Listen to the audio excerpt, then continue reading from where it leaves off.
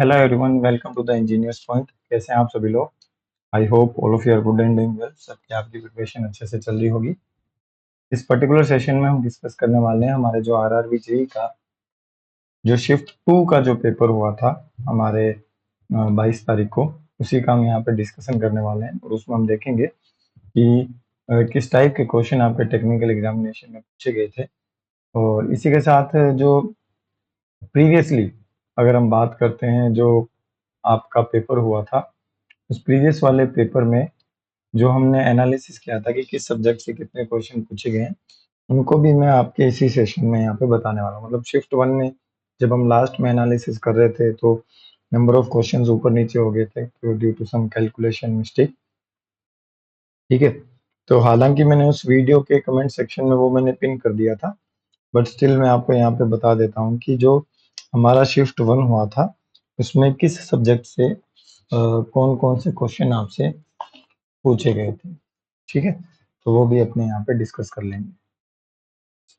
तो अगर शिफ्ट 1 की अगर हम बात करें तो शिफ्ट 1 में क्या क्या क्वेश्चन किसके सब्जेक्ट से पूछे गए हैं उसके बारे में देखिए। तो सबसे पहले अगर हम बात करते हैं हमारे इंजीनियरिंग मैकेनिक्स से, तो इंजीनियरिंग मैकेनिक्स से 9 नंबर ऑफ क्वेश्चंस पूछे गए थे शिफ्ट 1 में।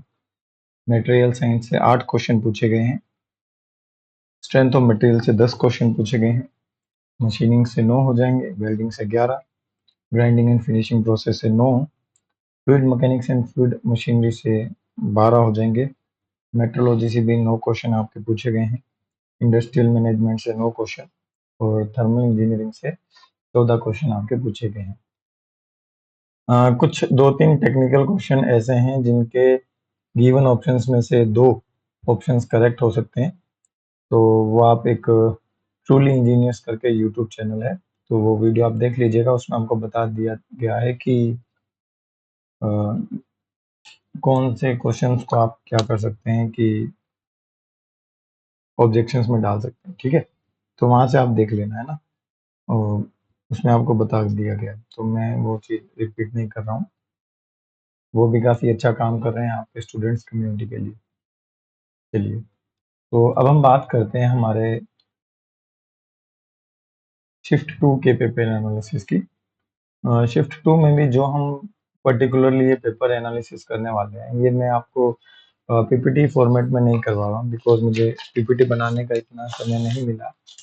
इसमें मैं डायरेक्ट हम पीडीएफ के फॉर्मेट में ही क्वेश्चंस को देखेंगे और देखेंगे कि कौन कौन से क्वेश्चन हैं, किस किस टाइप के पूछे गए और उन क्वेश्चंस का बेसिकली लेवल क्या है ना। आगे आने वाले जो भी रिक्रूटमेंट होंगे उनको मद्देनजर रखते हुए हमें हमारी प्रिपरेशन कैसी रखनी चाहिए। तो टेक्निकल पोर्शन की अगर हम बात करें तो सबसे पहला ही क्वेश्चन आपको इंडस्ट्रियल मैनेजमेंट से देखने को मिल रहा है। और क्वेश्चन ये है कि विच of the following is an operational function that comes under pre planning.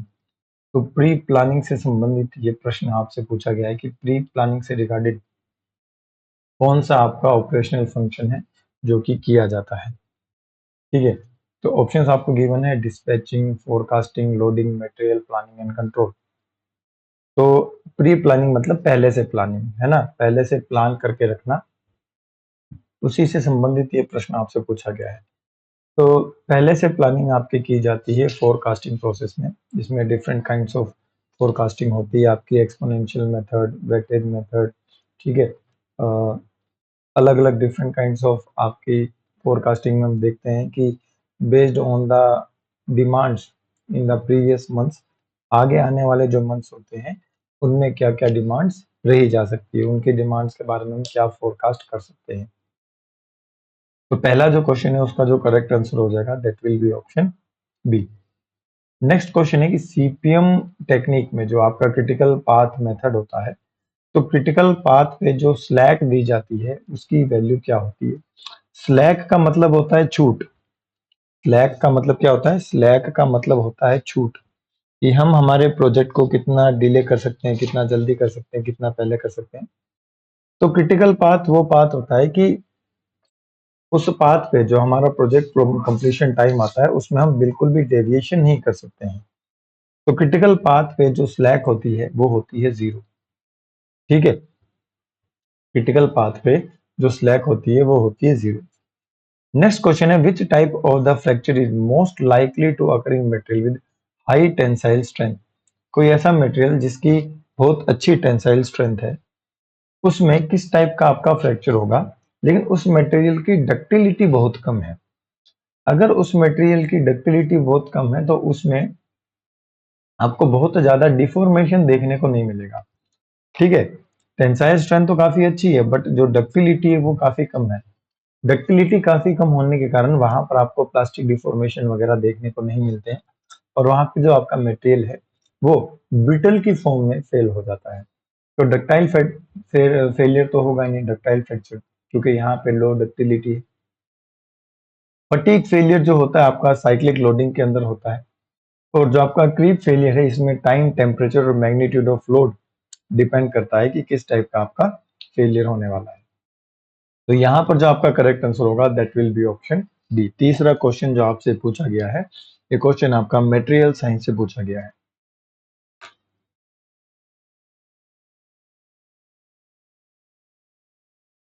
This is the next question, question number 4।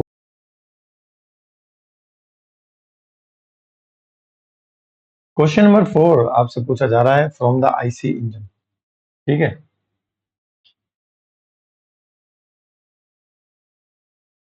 Question number is 4 from your IC engine. तो हम थर्मल इंजीनियरिंग से कंसिडर कर सकते हैं। The primary reason for diesel engine having more efficiency as compare to the gasoline engine. तो efficiency की अगर हम बात करें तो ऑटो साइकिल की जो एफिशिएंसी होती है 1 divide by compression ratio raise to the power gamma minus 1। This is compression ratio basically. अगर हम डीजल साइकिल की एफिशिएंसी की बात करें, द फॉर्मूला विल रिमेन, इतना तो सेम रहेगा, लेकिन इसमें यहाँ पे एक अलग रेशियो और आ जाता है जिसे हम कहते हैं कट ऑफ रेशियो। ठीक है, कट ऑफ रेशियो।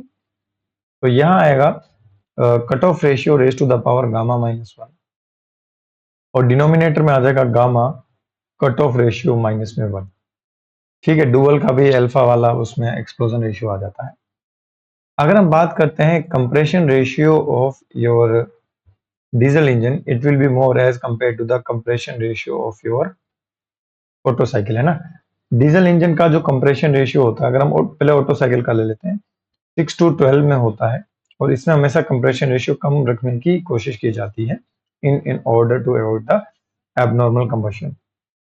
वहीं पर जो कंप्रेशन रेशियो होता है डीजल में, वो होता है हमारा 22 के आसपास होता है, 20-22 के आसपास होता है। तो 16 to 22 रेंज में कंप्रेशन रेशियो होता है आपके डीजल इंजन का। अब because your efficiency directly proportional to the compression ratio, तो अगर कंप्रेशन रेशियो बढ़ता है तो हमारी जो एफिशिएंसी है वो बढ़ जाती है। तो जिस इंजन का कंप्रेशन रेशियो ज्यादा होगा उस इंजन की जो एफिशिएंसी है वो भी ज्यादा होती है। तो प्राइमरी रीजन आपसे यहाँ पर पूछा गया है कि डीजल इंजन की एफिशिएंसी ज्यादा क्यों होती है, क्योंकि जो कंप्रेशन रेशियो होता है वो ज्यादा होता है। नेक्स्ट क्वेश्चन है आपका question from the mechanics, 5 number question है। क्वेश्चन आपसे कह रहा है what is the characteristic of A coplanar parallel force system. Coplanar में पैरेलल फोर्सेस लग रहे हैं। कोप्लेनर मतलब सेम प्लेन। तो ये देखो, ये डिफरेंट प्लेन इसने लिख रखा है, ये ऑप्शन गलत होगा। ये डिफरेंट प्लेन लगा रखा है, ये गलत होगा। अब इसने कहा है पैरेलल फोर्सेस होंगे, तो ये कह रहा है नॉट पैरेलल, ये गलत हो जाएगा। Then the option B will be your correct answer. तो पांचवे का जो आंसर होगा that will be option B. ठीक है, now question number 6 is again from your strength of material. Question number 6 कहता है कि अगर किसी कंपोनेंट का फैक्टर ऑफ सेफ्टी 1 है। फैक्टर ऑफ सेफ्टी 1 का मतलब क्या है? फैक्टर ऑफ सेफ्टी 1 का मतलब है कि जो परमिसिबल स्ट्रेस है वही आपकी मटेरियल में प्रोड्यूस होने वाली मैक्सिमम स्ट्रेस के इक्वल है। ठीक है, ये नीटा लिख दिया क्या मैंने? जो मैक्सिमम है वही परमिसिबल है, वही वर्किंग स्ट्रेस है। तो क्या होगा जब फैक्टर ऑफ सेफ्टी 1 होगा, तो उस केस में जैसे मान लीजिए कोई ऑब्जेक्ट है वो 100 न्यूटन लोड सहन कर सकता है, लेकिन हमने उसको डिजाइन किया है 200 न्यूटन के लिए। तो यहाँ पर हमने फैक्टर ऑफ सेफ्टी कितना ले लिया? 2 ले लिया। वहीं अगर हम उसको डिजाइन करते हैं 400 न्यूटन के लिए, तो वहां हमने फैक्टर ऑफ सेफ्टी 4 ले लिया है। अगर हमारा फैक्टर ऑफ सेफ्टी 1 होगा तो मतलब हमने उसको डिजाइन उसी लोड के लिए किया है जिस लोड पर वो फेल होता है। So it will fail exactly at the expected load. It will fail exactly at the expected load. तो आंसर हो जाएगा आपका ऑप्शन ए। नेक्स्ट क्वेश्चन है, question number 7 is from your metrology. Question कहता है कि विच of the following is not a function of spirit level in the measuring instrument. Measuring instrument में spirit level जो होता है उसका क्या फंक्शन नहीं होता है, ये आपसे पूछा गया है। तो ये मशीन के अलाइनमेंट चेक कर सकता है, ये एंगल चेक कर सकता है, ये फ्लैटनेस या फिर स्ट्रेटनेस चेक कर सकता है, या फिर ये सरफेस रफनेस चेक कर सकता है। स्पिरिट लेवल वही वाटर बबल वाला होता है, ठीक है, वो सरफेस रफनेस को मेजर नहीं करता है, सरफेस रफनेस को मेजर नहीं करता है। इसलिए क्वेश्चन नंबर 7 का जो आंसर हो जाएगा that will be option D. Next है आपका 4P impact test, question number 8। 4P impact test है तो ये आपका मटेरियल साइंस से क्वेश्चन है, ठीक है। स्पेसिमेन किस टाइप का होता है? पहली चीज देखो, सिलेंड्रिकल रोड टाइप में नहीं होगा, शीट मेटल में नहीं होगा, रेक्टेंगुलर बार और ग्रेजुअल टेंसाइल लोड, ये तो बिल्कुल सिंपल सा है। ग्रेजुअल टेंसाइल लोड आपका यूनिवर्सल टेस्टिंग मशीन में होता है। तो 4P टेस्ट में क्या होगा? 4P टेस्ट में हो जाएगा आपका रेक्टेंगुलर बार। ये आपका ग्रेजुअल टेंसाइल लोड तो लगेगा, यूनिवर्सल टेस्टिंग मशीन में लगता है, ठीक है। इसमें टेंसाइल टेस्ट, कंप्रेशन टेस्ट आप कर सकते हो, और इसमें जो ऑब्जेक्ट होता है वो रोड टाइप में होता है। तो ये क्वेश्चन है, question number 8 is from your mechanic material science. Which statement compares battery and magneto ignition system? Class में मैंने कहा था कि यहां से क्वेश्चन बनेगा, आईसी इंजन से क्वेश्चन है आपका ये, ठीक है। Battery ignition system rely on the stored electrical energy, whereas magneto ignition system generates power on the demand. Battery ignition system are independent of engine speed, नहीं, यहाँ unlike the magneto ignition system, both system depends on the external battery for operation. Magneto ignition system requires more frequent maintenance than as compared to the battery ignition system. तो अपने को best बताना है। पहला तो ये सी ऑप्शन गलत है, ठीक है। Magneto ignition system require more frequent maintenance. अब मैग्नेटो इग्निशन सिस्टम में मैग्नेट लगी होती है, रोटेरी पार्ट होता है, तो जहां भी मोशन होता है, फ्रिक्शन होता है, वहां पर मेंटेनेंस की रिक्वायरमेंट ज्यादा होती है as compare to the battery. Battery ignition system are independent of engine speed. तो अगर हम इंजन की स्पीड को बढ़ाएंगे तो बैटरी इग्निशन सिस्टम अच्छे से वर्क नहीं कर पाएगा, मतलब इंजन की स्पीड पर निर्भर करता है। तो option A will be the right answer. Battery ignition system में हम स्टोर्ड इलेक्ट्रिकल एनर्जी यूज में लेते हैं, वहीं पर मैग्नेटिक इग्निशन सिस्टम में जो पावर जनरेट होती है because of the rotation of the magnet in the electric field due to the electric induction, वो उसको हम यूज में लेते हैं। नेक्स्ट क्वेश्चन आपसे पूछा है कि सरफेस कोटिंग प्रोसेस कौन सा है? ये आपका ग्राइंडिंग एंड फिनिशिंग प्रोसेस है, ठीक है। Question number 10, hot dipping, tumbling, hot doping, doping तो नहीं होगा, और पिकलिंग, पिकलिंग भी नहीं होगा। पिकलिंग क्वेश्चन अपने सेट 1 में भी आया हुआ था, उसमें भी आपको एक ऑप्शन पिकलिंग वाला देखने को मिला था। तो हॉट डिपिंग आपका सरफेस कोटिंग प्रोसेस है। शेडो प्रोजेक्टर का क्या यूज होता है? What is the role of the shadow projector? What is the role of the shadow projector? Metrology से ये आपका क्वेश्चन है। Produce an undistorted, produce an undistorted magnified reflected image of an object. मैं यहाँ पे क्या कर रहा हूँ, ये भी लिखता जा रहा हूँ कि कौन सा क्वेश्चन किस सब्जेक्ट से आ रहा है। प्रोड्यूस एन, ठीक है। Detect internal flaws, internal flaws को तो डिटेक्ट नहीं कर सकता है।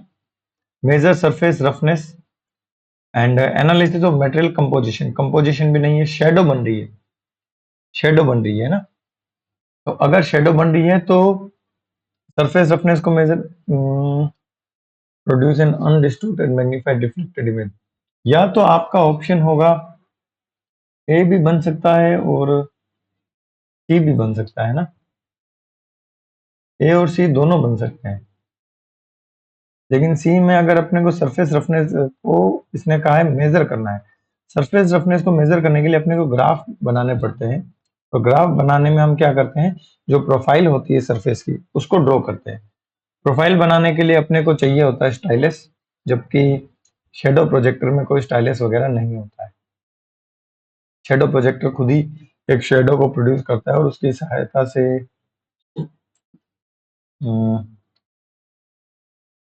एक सेकंड, उसकी सहायता से हम इमेज तो बना सकते हैं किसी ऑब्जेक्ट की, मैग्नीफाइड इमेज बन सकती है।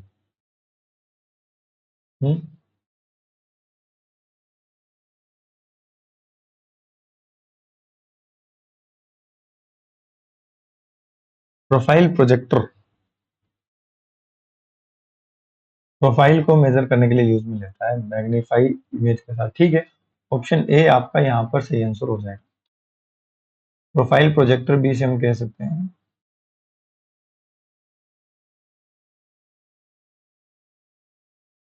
ठीक है। How many minutes are use for the magnification in Zeiss ultra optimeter? ये क्लास में अपनों ने नहीं डील किया था, ये नया टाइप का इंस्ट्रूमेंट है।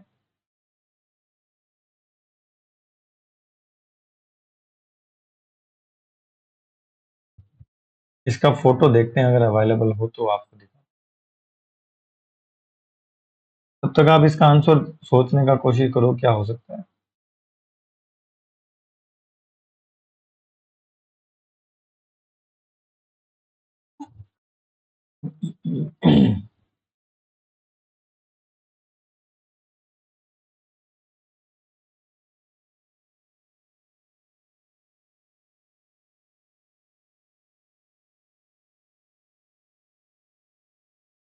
हम्म, तो दो मिरर दिखा रहा है यहाँ पे, तो दो मिरर होते हैं इसमें। ठीक है, मेट्रोलॉजी से ही क्वेश्चन है आपका ये। Two mirrors will be there, question number 12। ठीक है, चलिए। Which of the following is a common metrological application of interferometry? तो इंटरफेरोमेट्री की सबसे कॉमन एप्लीकेशन क्या होती है आपको वहां पे बताना है। टेम्परेचर मेजर नहीं करता है, केमिकल कंपोजिशन भी नहीं करता है, सरफेस हार्डनेस भी नहीं करता है, मशीन पार्ट की स्ट्रेटनेस को मेजर करता है। ऑप्शन एलिमिनेशन टेक्निक से जाओगे तो भी आ जाएगा। क्वेश्चन नंबर 14 है, which of the following situation would brittleness be most undesirable? किस सिचुएशन में ब्रिटलनेस डिजायरेबल नहीं होती है? In the tool that need to withstand with heavy impacts, impacts लगेंगे तो झटकों के कारण, ब्रिटलनेस होने के कारण आपके टूल टूट सकते हैं, आपके टूल टूट सकते हैं। ठीक है। If the metal is expose to the higher temperature, इसका कोई रोल नहीं है। स्टैटिक लोड लगे तो भी कोई दिक्कत नहीं है। हाई स्पीड एप्लीकेशन में भी देखो, ऑप्शन ए या डी हो सकता है, लेकिन अपने को मोस्ट अप्रोप्रिएट इसमें से चूज करना पड़ेगा। ब्रिटल मेटल वो मेटल है होते हैं जिनको थोड़ा सा भी अगर शॉक लोडिंग लग जाए या फिर इंपैक्ट लोडिंग लग जाए तो विदाउट सच प्लास्टिक डिफॉर्मेशन वो ब्रेक हो जाते हैं। तो in tool that need to withstand with heavy impacts, वहां पर ब्रिटल मटेरियल डिजायरेबल नहीं होते, they are undesirable. In most of the SI engine, the intake valve open a few degree before the TDC. TDC पर पहुंचने से पहले यानी last stroke में इनलेट वाल्व ओपन हो जाता है। ये क्या कह रहा है, बिफोर टीडीसी, टीडीसी पर पहुंचने से पहले ऑन द एग्जॉस्ट स्ट्रोक। तो ये किस लिए किया जाता है? In order to increase the engine compression ratio. दूसरा है allow for better scavenging of exhaust gases. Ensure complete combustion of the air fuel mixture, ये नहीं होगा। Ensure that inlet intake valve is fully opened when the piston reaches to the TDC। ये हो सकता है D option, D या फिर B option हो सकता है। तो कंप्रेशन रेशियो का तो कोई रोल नहीं है।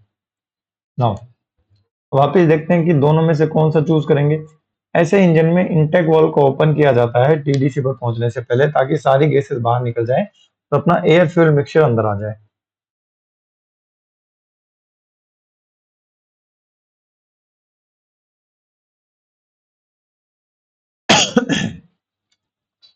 यहाँ पे इंश्योर करना कि इनलेट वाल्व फुल्ली ओपन हो जाएगा, इसका वर्किंग ऑफ आईसी इंजन से इतना कोई वो रिलेशन नहीं है।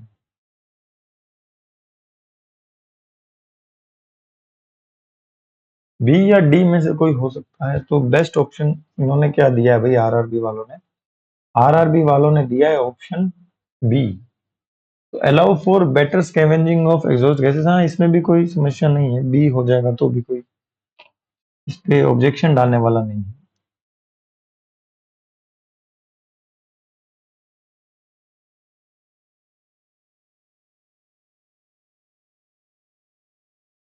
इनटेक वॉल का फुल्ली ओपन या हाफ ओपन होना हम इंश्योर नहीं कर सकते हैं, तो डी ऑप्शन नहीं होगा। सोच के देखिए कि इनटेक वॉल आपका थोड़ा सा खुला है, ज्यादा खुला है, उसको नहीं कर सकते क्योंकि स्पीड बहुत ज्यादा होती है। हम तो ये चाहेंगे कि जो भी फ्लू गैसेस बची है, बची हुई 5% गैसेस जिनको हम फोर्सफुली पुश करते हैं स्कैवेंजिंग प्रोसेस के through when piston move from BDC to the TDC, तो before reaching to the TDC आपका इनलेट वॉल थोड़ी देर के लिए ओपन कर लिया जाता है, और इस समय एक वॉल ओवरलैपिंग भी हो जाती है, जिसके कारण आपका फ्लूइड हाई प्रेशर से लो प्रेशर की ओर चला जाता है, और यहाँ जो एग्जॉस्ट गैसेस बची होगी उनको ये हमारा फ्रेश एयर फिल्म मिक्सचर बाहर की तरफ पुश कर देगा। तो स्कैवेंजिंग वाला ऑप्शन आपके लिए बेटर रहेगा। Now let's come to the question number 16। आपको बताना है क्रिटिकल पाथ कौन सा है। क्रिटिकल पाथ कौन सा होता है? सबसे ज्यादा समय लगने वाला पाथ क्रिटिकल पाथ होता है। 3, 4 और 4 8 और 3 11। तो अगर हम 1 2 यहाँ से देख लेते हैं ना, ऑप्शंस में जाते हैं, 1 2 4 5 6, 1 2 3 7 में 11 दिन लग रहे हैं। 1 2 4 5 6 7 में देखते हैं, 1 2 3 और 4 7, 7 और 2 9 और 3 12 और 2 13 14, इसमें 14 दिन लग रहे हैं। 3 और 4 7, 7 और 2 9 दिन लग रहे हैं इसमें, 7 वाले में 1 2 4 7 में, और 1 2 4 5 6, 1 2 4 5 है, 1 2 4 5 6, 6 तक तो पहुंचना ही नहीं ना, मैं तो 7 तक पहुंचना है, तो ये ऑप्शन तो वैसे भी नहीं होगा। तो सबसे ज्यादा समय किस में लग रहा है? सबसे ज्यादा समय हमें इसी में लग रहा है, ऑप्शन बी। तो ये वाला जो हमारा पाथ होगा, this path will be the critical path.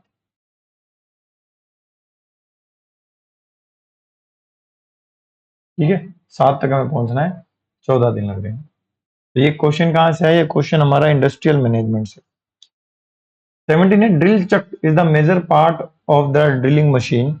ये आपका मशीनिंग ऑपरेशन से क्वेश्चन है। Which holds electric motor, V pulley and V belt, rest on the base and support the head and table, hold the drill bit, transmit rotary motion to the drill spindle at the number of the speeds.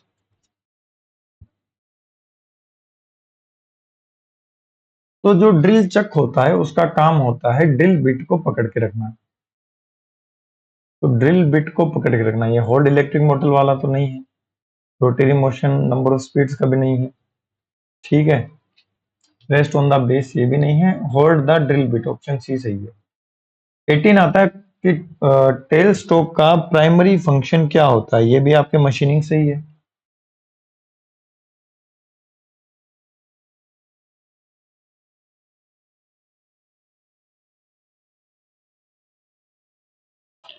To hold the cutting tool for machining operation, to change the direction of spindle movement, to provide the support and bearing for the rotating job, to control the speed of rotation नहीं होगा, to change the direction of speed movement ये भी नहीं होगा, hold cutting tool for machining operation, drilling के लिए हम इसको यूज में ले सकते हैं।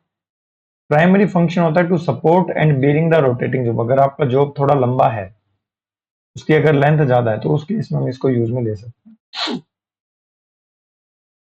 क्वेश्चन नंबर 19 है आपका फ्लूइड मैकेनिक्स है, मशीनरी से।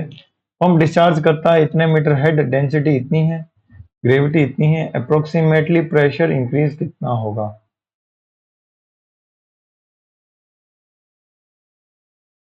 रो जी एच, रो कितना है 1000, जी है 9.81, एच कितना है 20, डिवाइड बाय किलो पास्कल में निकालना है 1000, 98.1 का दुगना, तो ऑप्शन क्या बन जाएगा 196 किलो पास्कल।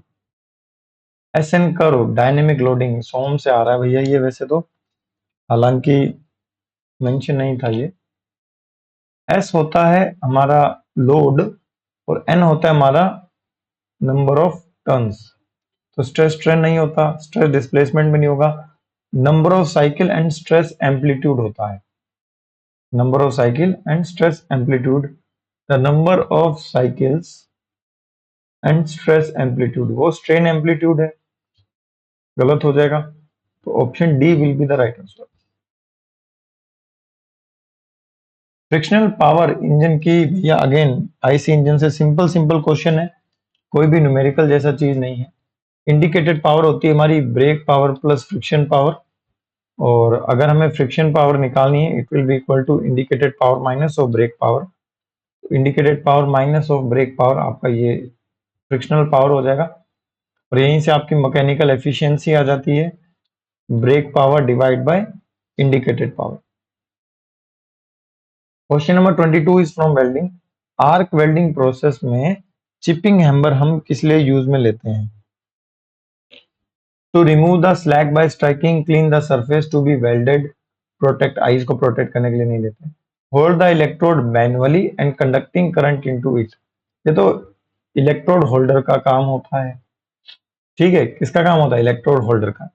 अब चिपिंग हैमर यानी ये किसी ना किसी मटेरियल को रिमूव करेगा, किसी ना किसी मटेरियल को रिमूव करेगा, definitely it will be used for removing the slag by the striking. Option A will be the right answer. वो वेल्ड स्पैटर, वेल्ड डिफेक्ट होता है जब लिक्विड मेटल आपका स्प्लैश कर जाता है आपके वर्कपीस की सरफेस के ऊपर during the arc welding.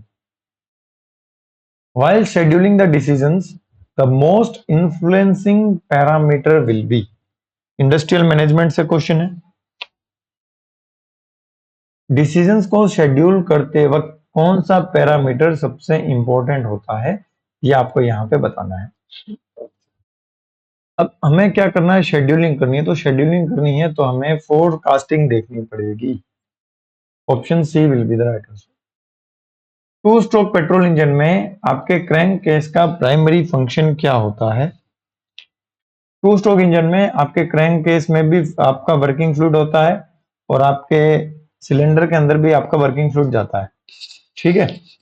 House the transfer port, cool the engine नहीं, act as a primary pumping chamber for air fuel mixture, lubricant का भी नहीं है, स्टोर लुब्रिकेंट, लुब्रिकेंट स्टोर होता है फोर स्ट्रोक इंजन में। ठीक है, तो ये क्या करता है, एयर फ्यूल मिक्सचर को स्टोर करके रखता है, ड्यूरिंग द सक्शन नीचे से ऊपर फ्लूइड चला जाता है through the transfer port. Two stroke engine में आपके तीन पोर्ट्स होते हैं, इनटेक पोर्ट और आउटलेट पोर्ट, एंड आपका तीसरा पोर्ट होता है जिसे हम कहते हैं ट्रांसफर पोर्ट। क्लियर है? चलिए नेक्स्ट क्वेश्चन का आंसर दीजिए।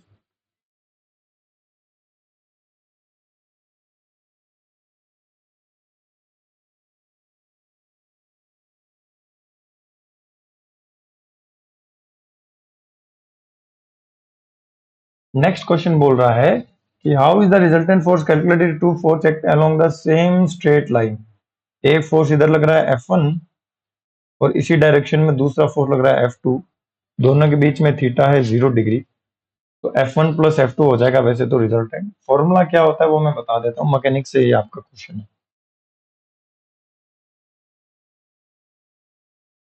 फॉर्मूला जो होता है रिजल्टेंट का, that R square will be equal to Fn square plus F2 square plus 2 F1 F2 cos theta. तो option C will be the right answer. Question number 26, which of the following types of steel would not typically undergo normalizing process? कौन से steel की normalising process नहीं की जा सकती है? तो जो हमारा स्टेनलेस स्टील होता है उसकी नॉर्मलाइजिंग प्रोसेस नहीं की जा सकती है। मटेरियल साइंस से आपका ये प्रश्न है, ठीक है, हीट ट्रीटमेंट वाला। कोई समस्या को परेशानी? चलिए आते हैं नेक्स्ट क्वेश्चन पे। मैनोमेट्रिक हेड किस तरीके से डिफाइन किया जाता है? The weight of the pump नहीं, the temperature difference across the pump नहीं, फ्लूइड वेलोसिटी नहीं, the height of the fluid column corresponding to the pump's output. Pump output, pump जो प्रेशर रेज करता है उसके करस्पॉन्डिंग जो हाइट होती है फ्लूइड कॉलम की एज पर द प्रेशर राइज, उसे हम मैनोमेट्रिक हेड कहते हैं। फ्लूइड मैकेनिक्स से आपका ये क्वेश्चन पूछा है, question number 27। Question number 28, according to the Maslow's hierarchy of needs, the basic requirements of the human body such as food, water, sleep are categorized as। ठीक है, खाना, पानी और नींद, ये जो नीड होती है इंसान की, ये किस कैटेगरी के अंदर आती है? कौन सी नीड होती है ये हमारी फिजियोलॉजिकल नीड होती है, शारीरिक मांग होती है। पता नहीं क्वेश्चन ये यहाँ पर कहाँ से आ गया, इंडस्ट्रियल मैनेजमेंट से होगा मे बी, बट इसमें नहीं आना चाहिए टेक्निकल क्वेश्चन में। Direct current straight polarity, direct current straight porosity है गलत, डुअल करंट गलत। देखो वर्ड से सीखना है, जल्दबाजी में गलती हो जाती है। Direct current straight polarity, direct current straight polarity में आपका जो वर्क पीस होता है वो पॉजिटिव होता है, आपका जो इलेक्ट्रोड होता है वो आपका नेगेटिव होता है। वर्क पीस पे 2/3 हीट जनरेट होती है, इलेक्ट्रोड पर 1/3 हीट जनरेट होती है। This question was from your welding portion. Question number 30 is the primary function of the tool post. Lathe machine में टूल पोस्ट क्या करता है? टूल को फोल्ड करके रखता है। Hold and adjust the tool for suitable working position. सीधा सीधा जब पहले ही आंसर मिल गया है तो बाकी ऑप्शन को पढ़ के why do we waste time. Question number 31 देखिएगा, ये मशीनिंग से क्वेश्चन था आपका। What is the designated function of a planetary internal grinding machine? ठीक है, प्लैनेटरी इंटरनल ग्राइंडर मशीन का क्या फंक्शन होता है? Now it will be use for low precision surface finishes, for very small work piece नहीं, planetary है small के लिए नहीं आएगा। Work piece of regular shape, work piece of irregular shape, या तो ऑप्शन होगा सी या फिर होगा ऑप्शन डी। ऑप्शन सी या फिर हमारा ऑप्शन डी, क्या बन सकता है सोच के देखिए।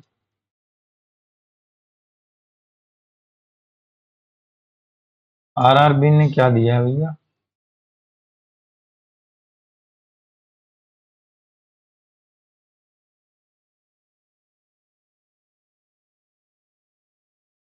आरआरबी ने क्या दिया है? आरआरबी का तो दिखाई नहीं दे रहा इसमें। डिस्क्रीट शेप्स के लिए यूज में लिया जाता है ना, तो डिस्क्रीट शेप के लिए ये ऑप्शन भी हट जाएगा और रेगुलर शेप का भी हट जाएगा, ऑप्शन डी हो जाएगा। और irregular shape and size complex geometry के लिए यूज में लिया जाता है, ठीक है। और ये वहां यूज में लिया जाता है जहां पर वर्कपीस को इजीली रोटेट नहीं किया जा सकता। कहां से है? ग्राइंडिंग से आया है। Question number 32, brittleness of the material, material science का क्वेश्चन है। कौन सा फैक्टर ब्रिटलनेस को इंक्रीज करता है? High strain rate, high alloy content, low temperature.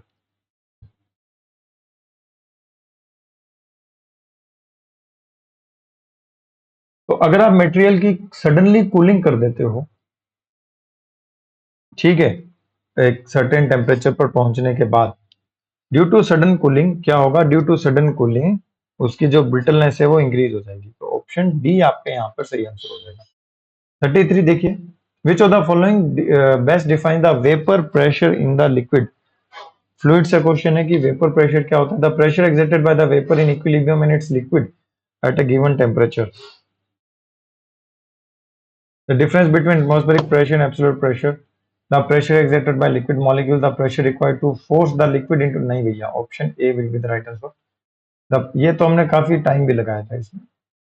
Simply supported beam with a span length of 5 meter carries a movement of 20 Newton meter counterclockwise direction in the middle of the beam। यहाँ पे लग रहा है 20, कौन सी direction में? Counter clockwise direction में, ठीक है। What will be the value of reactions at the both end? Definitely अगर काउंटर क्लॉकवाइज में लग रहा है, कितना लग रहा है? 20 लग रहा है, डिस्टेंस कितना है? 5 मीटर है, तो इसको रोकने के लिए क्लॉकवाइज डायरेक्शन में लगाना पड़ेगा। तो क्लॉकवाइज डायरेक्शन में लगाने के लिए ऐसे रिएक्शंस बनेगी, तो इधर वाली रिएक्शन पॉजिटिव, उधर वाली नेगेटिव, ठीक है। तो positive negative positive negative positive negative आ रहा है, ठीक है। यहां से मूवमेंट ले लो, 20 will be equal to reaction into 5, so reaction will be equal to 4, तो 4 minus 4, option A will be the right answer. SOM का क्वेश्चन है, ठीक है। चलिए क्वेश्चन नंबर 35 पे आते हैं। Which of the following process produces the minimum surface roughness on the workpieces? सबसे बढ़िया कौन सा होता है, ये आपसे पूछा जा रहा है। सबसे बढ़िया सुपर फिनिशिंग, नाम ही सुपर फिनिशिंग है, ग्राइंडिंग से क्वेश्चन है। Priming of pump refers to, priming of pump क्या होता है? Removing air from the pump casing and suction line, lubricating pump bearing, adjusting the impeller clearance, increasing the rotational speed. नहीं भैया, pump से हवा बाहर निकाल के पंप को चलाने से पहले पंप के अंदर से हवा बाहर निकाली जाती है, उसमें पानी भरा जाता है। इस प्रोसेस को हम प्राइमिंग कहते हैं। क्या कहते हैं? प्राइमिंग कहते हैं। स्टैटिकली डिटरमिनेट बीम कौन सी होती है? कंटिन्यूअस बीम होती है जिसमें number of supports more than 2 होते हैं। ओवरहैंगिंग बीम होती है जिसमें नंबर ऑफ सपोर्ट्स 2 होते हैं, एक या दोनों तरफ से ओवरहैंग होती है। फिक्स्ड बीम में दोनों सपोर्ट्स फिक्स होते हैं। प्रोप्ड कैंटिलीवर बीम में ये कैंटिलीवर है, यहाँ पे एक प्रोप लगा होता है, प्रोप इन द सेंस ऐसे लगा होता है। तो overhanging beam statically determinate beam होती है क्योंकि इसमें number of unknown are less than और equal to number of static equilibrium equations. जबकि फिक्स बीम में नंबर ऑफ अननोन्स होते हैं हमारे 6, यहाँ पे number of unknowns are more than 3। Propped cantilever beam में भी number of unknowns are more than 3। और हैंगिंग बीम में number of unknowns are less than और इक्वल टू 3। कहां से क्वेश्चन है? 37 नंबर, क्वेश्चन नंबर 37 है सोम से। What is the function of coolant in metal cutting और मशीनिंग ऑपरेशन? नाम ही है कूलेंट, कूलेंट है, कूलेंट, कूलेंट काम ही कूलेंट का ही करेगा। कूलेंट काम किसका करेगा? कूल का करेगा। तो कूलिंग बूलिंग ईशान नहीं दे रखा। इट्स प्रोवाइड हायर फ्रिक्शन, गलत।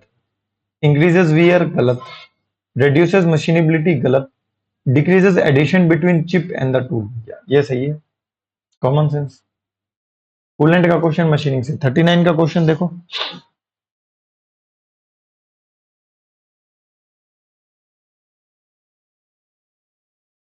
Ideal 4 stroke engine, thermal portion है। क्या आंसर होगा सोच के देखो।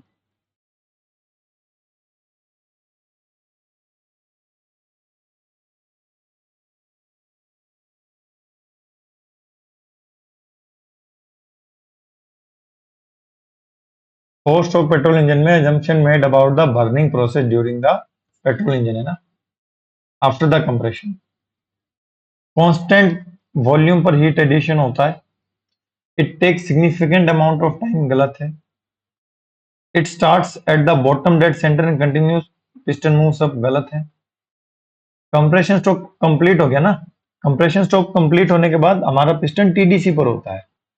Gradual process, instantaneous process at the dead centre, भैया ऑप्शन डी हो जाएगा।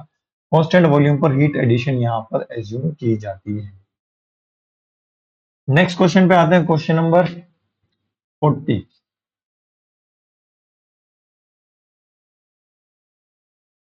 External diameter of A hollow shaft is 3 times of the greater than of the internal diameter। Torque carrying capacity बतानी है अपने को।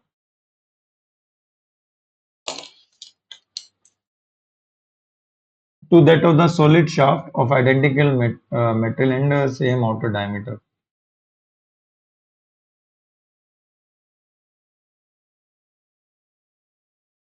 कहाँ से क्वेश्चन है? एमएस से क्वेश्चन है, एमएस से नहीं है, सोम से क्वेश्चन है। टॉर्क कैरिंग कैपेसिटी क्या होगा? देखो टॉर्क होगा हमारा 5/16 टो इंटू डी का cube for the solid shaft. Torque will be 5/32 tau into D का 4 माइनस डी का 4 डिवाइड बाय डी का 4। अब दोनों का आउटर डायमीटर सेम है,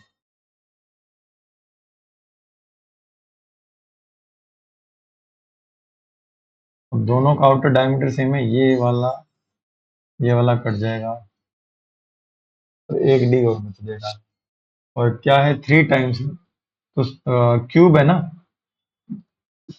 27 आ जाएगा। 27 और ये इसमें 27 वाले में ऑप्शन में आंसर होगा, ऑप्शन डी बन जाएगा। यार ज्यादा सॉल्व करना ही क्यों? एक सेकेंड, एक सेकेंड भैया, एक सेकेंड। और 4 है ना इसमें।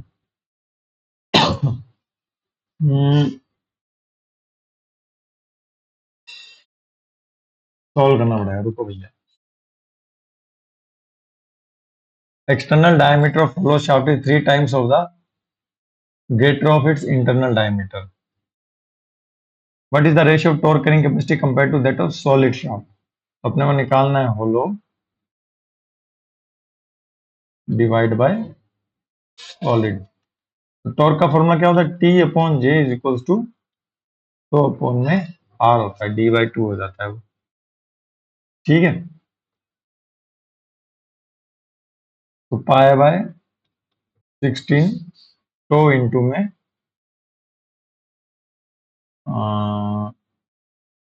डी का 4 माइनस डी का 4 डिवाइड बाय कैपिटल डी। और ये क्या हो जाएगा? Pi by 16 tau into solid में बड़े वाले डी का पावर 3। तो ये क्या हो जाएगा? डी का पावर 4 माइनस डी का पावर 4 डिवाइड बाय डी। अच्छा, फोर्थ में चला गया ना, तो 81 वाला ऑप्शन होगा। 81 80, अब बड़ा छोटा लिखना पड़ेगा ना, तो इट विल बी 1 माइनस में small D divide by capital D की पावर 4, तो 1 माइनस में 1 डिवाइड बाय, ये 3 टाइम्स है बड़ा डी, तो 4, it will be 80 divide by 81। 80 divide by 81 मतलब option your B will be the right answer. थोड़ा ध्यान रख लेना, कभी कभी आ जाता है ऐसा कुछ। While measuring surface texture, the part of the profilometer that makes the contact with the workpiece, तो स्टाइलस होता है, ए फाइनली पॉइंटेड स्टाइलस। 41 जो है आपका, ये मेट्रोलॉजी से क्वेश्चन है। ये शिफ्ट 1 में भी ऐसा कुछ क्वेश्चन आया हुआ है। ठीक है, Pitot tube primarily use for what? Pitot tube क्या करता है? वेलोसिटी मेजर करता है। Option D will be the right answer. Fluid mechanics का क्वेश्चन है। क्वेश्चन नंबर 43 आपका सोम से है।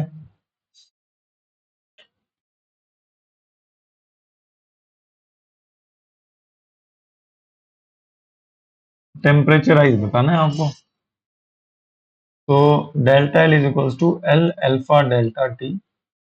तो delta T will be equal to delta L divide by L into 1/अल्फा। 0.3 mm बड़ी है,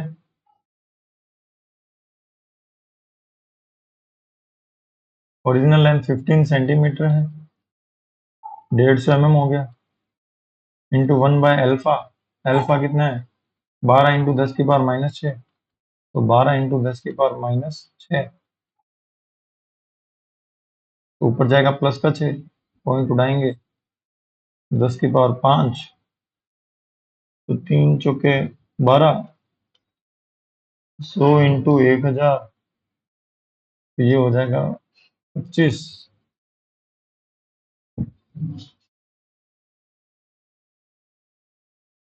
ये हो जाएगा 5, ये हो जाएगा 30, ये जीरो कट गया, 500/3, 12016161616। Option B will be the right answer. Simple mathematics है, इसमें ज्यादा टाइम नहीं लगाना। Question number 44, organic coating grinding and finishing operation से which of the following are used to improve the pigment dispersion, pigment अच्छे से फैल जाए, and the stability of the coatings during the organic coating, pigment अच्छे से फैल जाए इसके लिए हम किसको यूज में लेते हैं, इसके लिए हम यूज में लेते हैं colloidal stabilisers. Which of the following metal is the highest compressive strength, सबसे ज्यादा कंप्रेसिव स्ट्रेंथ किसकी होगी, जो सबसे ज्यादा ब्रिटल होगा। और सबसे ज्यादा ब्रिटल कौन होगा भैया, और कास्ट आयरन होगा। सोम से क्वेश्चन है, वैसे मेटल साइंस में ले लो, है ना, mechanical properties of the material में ले लो, 45 number question. Question number 46, which type of the light is generally used in the photo etching process, photo etching process, light से रिमूव करना, इचिंग, इचिंग करते हैं ना, खाज खुद, खुजली को कहते हैं इचिंग, खुजली को क्या कहते हैं, इचिंग कहते हैं। तो कौन सी लाइट से आपको खुजली शुरू हो जाती है, विजिबल से तो नहीं होती, एक्स रे से भी नहीं होती, यूवी लाइट से हो जाती है, स्किन को पेनेट्रेट कर देती है, definitely it will be use for the metal removal. Photo etching process किस में आएगा, मशीनिंग में आएगा क्या, 46 मशीनिंग में ले गया। 47, what will be the shape of the bending movement diagram, bending movement diagram का क्या शेप होगा, for a cantilever being carrying a uniformly distributed load. तो यूडीएल में शियर फोर्स डायग्राम ट्राइंगल होता है, बेंडिंग मोमेंट डायग्राम पैराबोलिक होता है। तो हम से क्वेश्चन है, option A will be the right answer. 47 है ना। 48 क्वेश्चन है, which of the following option best describe non coplanar forces. Non coplanar मतलब 3D फोर्सेस हो जाएंगे, इधर से इधर जा रहा है, इधर से इधर जा रहा है। Forces that meet one point, ऐसा कोई जरूर नहीं है। Do not meet one point, do not meet one point, line of action in the same plane गलत है, सेम प्लेन गलत है। कौन current forces same different plane में होंगे,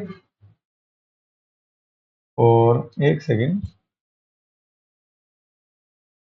डिफरेंट प्लेन का तो एक ही ऑप्शन है, और नॉन कोप्लेनर है। तो भैया 48 वाला गड़बड़ कर रहा है ये।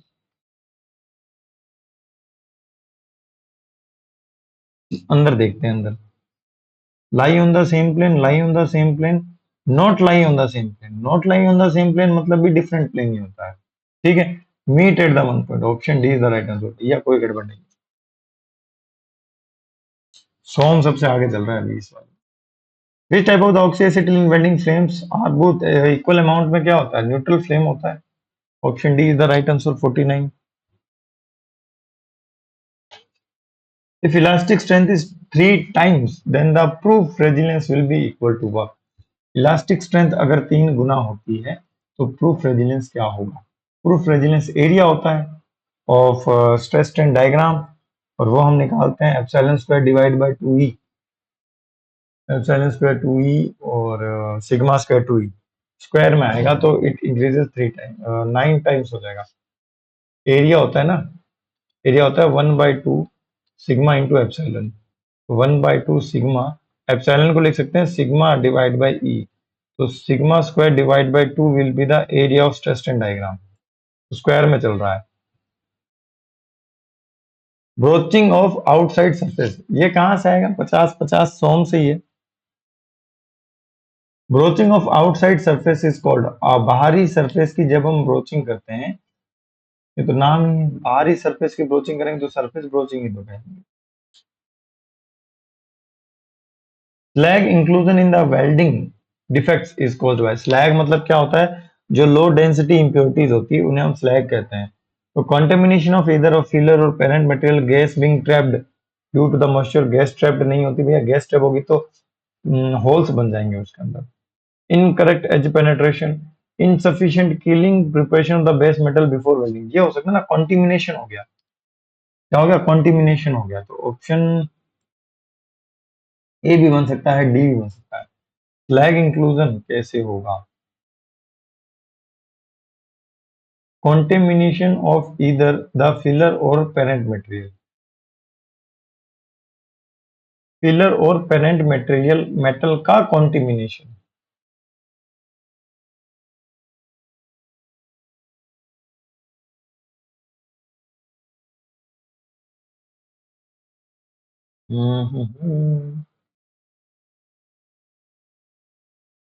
Slag inclusion in welding is caused by trapping of slag. ये क्यों होंगे? Joint preparation, insufficient cleaning and preparation. Cleaning अच्छे से नहीं हुई, इन्होंने दे तो रखा है, अगर क्लीनिंग अच्छे से ना हो तो गंदगी मिल जाएगी। ऑप्शन डी हो जाएगा इसका। 52 वेल्डिंग का दिया। What is the capability of profilometer instrument? Instrument की प्रोफाइलोमीटर इंस्ट्रूमेंट की कैपेबिलिटी को कैसे डिफाइन करते हैं? Measure surface roughness, measure waviness only. Profilometer है, it measure the surface roughness as well as with waviness with another surface flaws. Option A हो जाएगा। Metrology से क्वेश्चन है, सही है ये।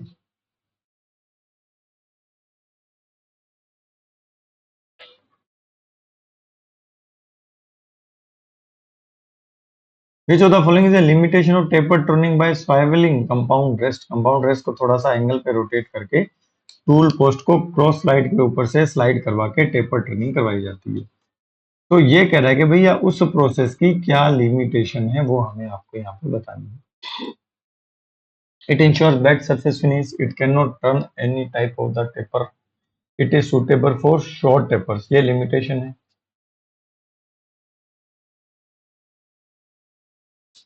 शॉर्ट लेंथ स्मॉल ऑब्जेक्ट्स के लिए इसको हम यूज में ले सकते हैं।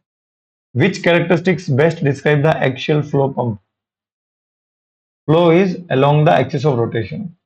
Flow is parallel to the pump shaft, radially outward, converted to heat energy, perpendicular to option A हो जाएगा। फ्लूइड मशीनरी से क्वेश्चन है। Question number 56, in which type of the engine is a mist lubricating system is used? Two stroke engine में लिया जाता है। Petrol जब आप भराते हो उसी समय उसमें कुछ ना कुछ लुब्रिकेंट मिला दिया जाता है, क्योंकि उसमें क्रैंक केस में लुब्रिकेंट स्टोर नहीं हो पाता। बात समझ में आई? Which of the following element provide the necessary horizontal force to the workpiece in the centerless grinding? में horizontal force कौन प्रोवाइड करता है? ग्राइंडिंग से क्वेश्चन है। ग्राइंडिंग से अब तक 1 2 3 4 5 क्वेश्चन आए हैं। तो रेगुलेटिंग व्हील क्या करता है? उसको नेसेसरी फोर्स प्रोवाइड करता है ताकि उसको एक्सियल फीड अच्छे से मिल सके। कौन सी वेल्डिंग टेक्निक में welding road is applied before the welding torch in the direction of motion? ये है वेल्डिंग, ये है वेल्डिंग रोड, ये है welding torch, is applied before the welding, इस डायरेक्शन में जा रहा है। फोर हैंड हो जाएगा ना, फोर हैंड वेल्डिंग टेक्निक हो जाएगी। वेल्डिंग से क्वेश्चन है, simple. Four hand, back hand, back hand में पीछे की तरफ।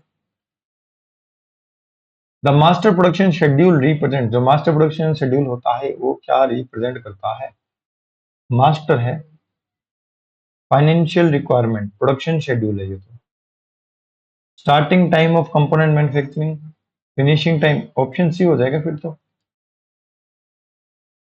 स्टार्टिंग एंड फिनिशिंग टाइम को रिप्रेजेंट करेगा। मटेरियल रिक्वायरमेंट प्लानिंग की क्या बेनिफिट होती है? रॉ मटेरियल की कॉस्ट को बढ़ा देता है।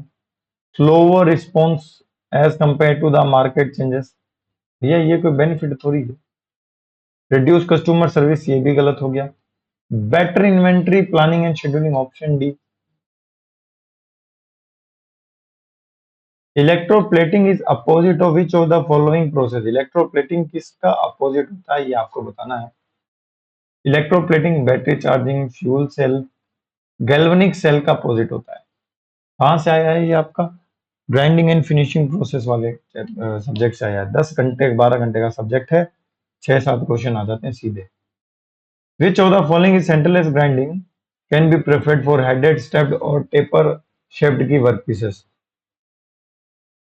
मतलब ओड शेप की वर्क पीसेस है, उसमें कौन सी सेंटरलेस ग्राइंडिंग हम प्रेफर कर सकते हैं? प्लंज कट तो होता है जिसमें डीपली कट दिए जाते हैं। Taper out grinding, rotation feed, ये हमने क्लास में डील नहीं किया। Different types of the centreless grinding अगली बार पढ़ाएंगे तब उसको भी इंक्लूड कर देंगे, ठीक है। Question number option D. Which type of the laser is commonly used in laser interferometer for metrology application? आर कौन से लेजर्स यूज में लिए जाते हैं लेजर इंटरफेरोमेट्री में? वो होते हैं आपके गैस लेजर्स, ठीक है, इसमें थोड़ा सा डाउट लग रहा है, इसको मैं देखता हूँ कि आरआरबी ने क्या ऑप्शन दिया है। तब तक आप भी अपना दिमाग लगाया करो। हीलियम नियॉन लेजर यूज में लिए जाते हैं, लिख लो।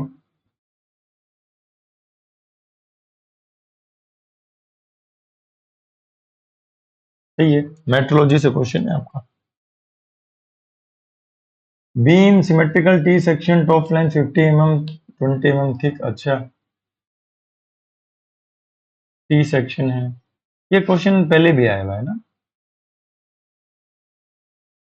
50 mm की है, 20 mm थिक है। Web 40 mm height, 10 mm thick.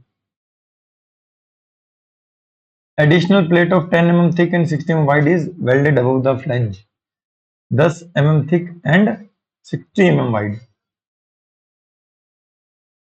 10 mm thick and 60 mm wide. The moment of inertia of the symmetrical planar cross-section about an axis in a plane normal to the web in-line upper face of 10 mm thickness plate works out to be this. Centroidal axis of combined area is this, normal to the web. The moment of inertia will be about the centroidal axis. तो ये होता है किसी भी axis के about moment of inertia will be equal to centroidal के about A plus बीच की डिस्टेंस का स्क्वायर। अपने को सेंट्रोइडल एक्सिस के अबाउट निकालना है, तो ये तो दे रखा है 1506666 will be equal to centroidal axis. Parallel axis theorem लग रही है। इसका एरिया कैलकुलेट कर लेना, बीच की डिस्टेंस का स्क्वायर है 21.5 का स्क्वायर, तो यहाँ से आई सी जी निकाल लेना, इससे कम होगा। ये 7 डिजिट का है, 1 2 3 4 5। एक कैलकुलेट कर लेना, आ जाएगा। आप देख निकालें क्या फिर? चलो निकाल लेते हैं।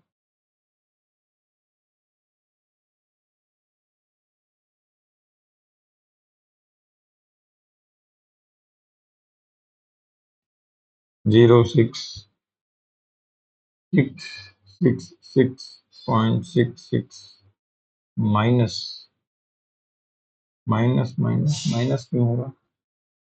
हाँ माइनस होगा। एरिया कितना हो जाएगा? ये ऊपर वाले का 600, 50 इंटू 20,000, 40 इंटू 10, 400, 600, 400, 1,000, 1000 और 1000, 2000, 2000 इंटू बीच के डिस्टेंस का स्क्वायर, 21.5 का स्क्वायर, 582166।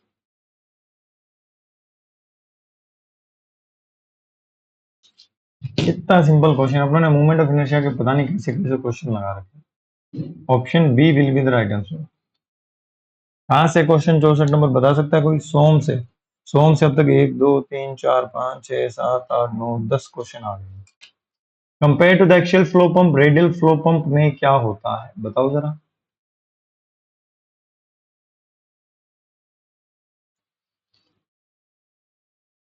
लोअर एफिशिएंसी नहीं होती एक्सियल की pumping gases producer, high flow rate तो होता है रेडियल फ्लो का, गलत है। Generates higher pressure with lower flow rates, हाँ प्रेशर ज्यादा होता है, सबसे ज्यादा प्रेशर रेसिप्रोकेटिंग पंप का होता है। In carbonising welding flame there is a supply of acetylene and oxygen in equal proportion, only oxygen, more acetylene and limited oxygen position, या ऑप्शन सी हो जाएगा। वेल्डिंग से क्वेश्चन है।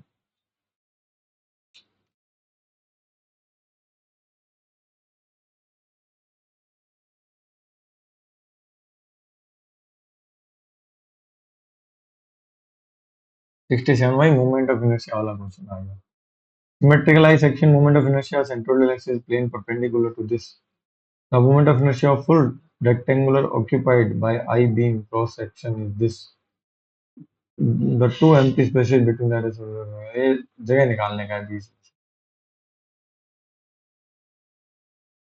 ये क्या कर रहा है? सिमेट्रिकल आई सेक्शन है, उसका मूवमेंट ऑफ इनर्शिया इतना है। ये आई सेक्शन हो गया, इस एक्सिस के बाद मूवमेंट ऑफ इनर्शिया है 22.34। The movement of inertia of the full rectangular area occupied by the I beam, अब ये फुल रेक्टेंगुलर एरिया है आई बीम का, इसका जो मोमेंट ऑफ इनर्शिया है वो 65 है इंटू 10⁴। तो हमने जो मटेरियल रिमूव किया है उसका मोमेंट ऑफ इनर्शिया माइनस कर दो, आ जाएगा 65 माइनस 22.34। ठीक है, इसका मोमेंट ऑफ इनर्शिया आ जाएगा। फिर ये कह रहा है that two empty spaces on either side of the web are square. यहाँ का जो एम्प्टी स्पेस है ना, ये एम्प्टी स्पेस स्क्वायर है। What is the height of the web, ये अपने को वेब की हाइट निकालनी है। स्क्वायर है तो ये वाली हाइट इज इक्वल टू ये वाली हाइट, तो ये बन जाएगा ऐसा डायग्राम। ये h हो जाएगा, ये 2h हो जाएगा।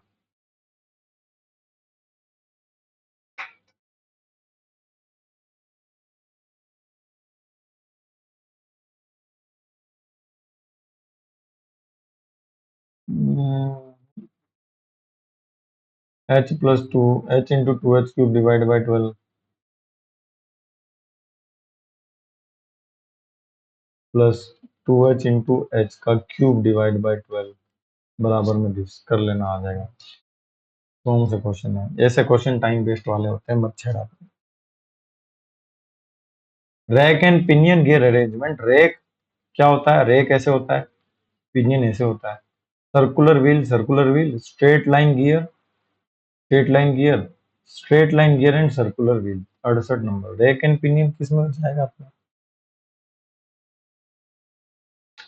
थ्योरी ऑफ मशीन तो है नहीं अपने। हम्म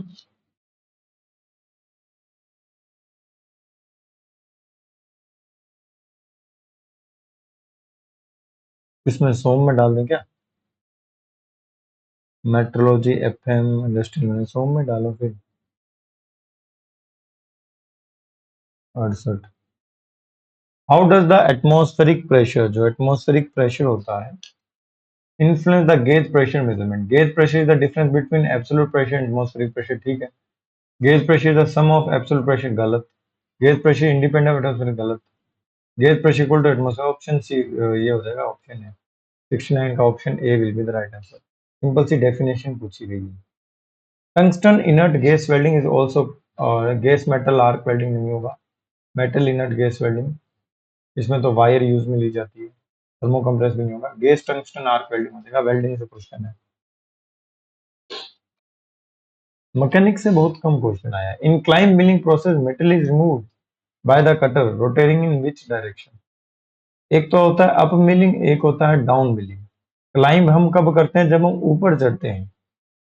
क्लाइंब हम कब करते हैं? जब हम ऊपर चढ़ते हैं। क्लाइंब मिलिंग में in the direction of the work piece होगा। क्लाइंब मिलिंग में ऊपर, क्लाइंब मतलब ऊपर चढ़ना, और ऊपर चढ़ना इन द सेंस उसी के डायरेक्शन में जाना। नीचे उतरना तो अपोजिट जाना। ठीक है। क्लाइंब मिलिंग को डाउन मिलिंग नहीं कहेंगे। अप मिलिंग में अपोजिट होता है, डाउन मिलिंग में सेम डायरेक्शन होती है। एक मिनट याद करने दो भैया। Climb climb climb,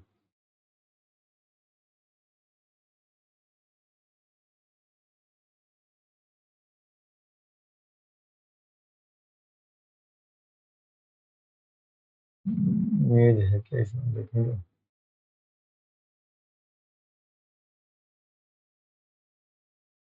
climb milling में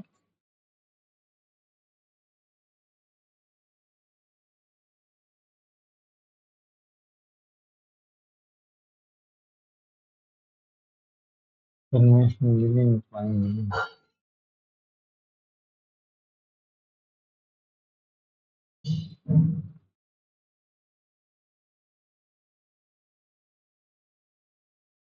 तो थोड़ा देखना पड़ेगा इसमें। क्लाइंब मिलिंग होती तो डाउन मिलिंग है।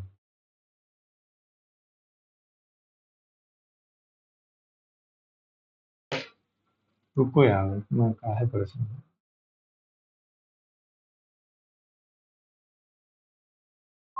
क्लाइम मीनिंग डाउन ही होती है, उसमें मैं लिखा है।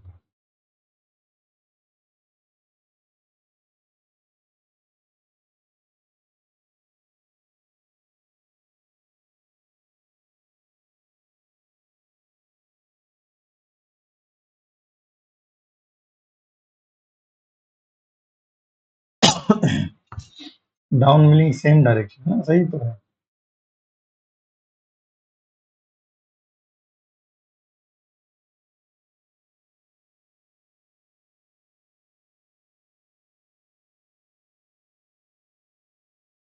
सेम डायरेक्शन ही आएगा।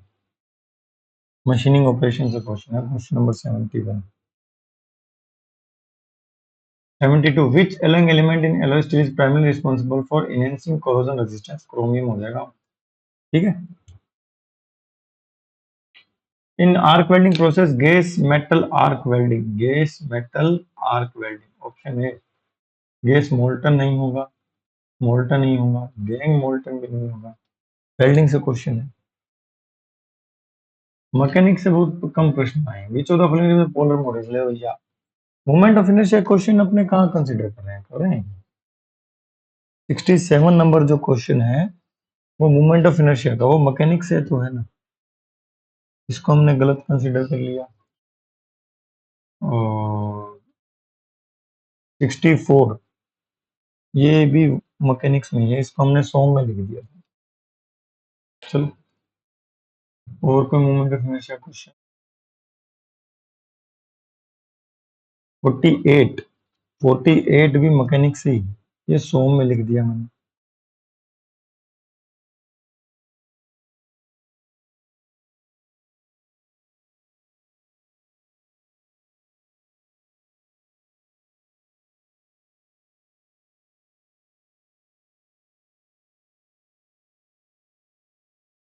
थर्टी फोर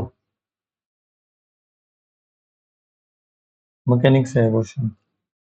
अच्छा, इसीलिए ऊपर नीचे हो रही है चीजें।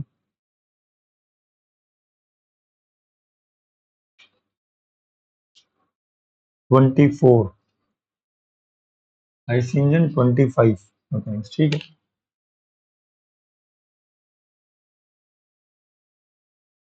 चलिए। तो 74 है, which of the following represent the polar modulus of.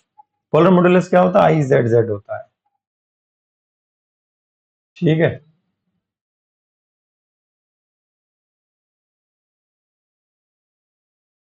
Pi by 16, pi by 16 I Z Z divide by R, और डी बाई 2 पाई बाय 16 और डी नोट बाई 2, ये हो जाएगा डी नोट का 4 डी आई का 4, ऑप्शन डी। ठीक है, इसमें ये भी मैकेनिक्स में ही। Zero law thermodynamic establish the basic conservation of measurement of temperature, option C thermal से। The intake valve closes at for low speed engine and at for high speed 4 stroke petrol engine. Intake valve बंद हो जाता है। अब भैया ये तो सब बिफोर आफ्टर देखा, इसमें इसमें ऑब्जेक्शन लगा सकते हो आप। हम्म,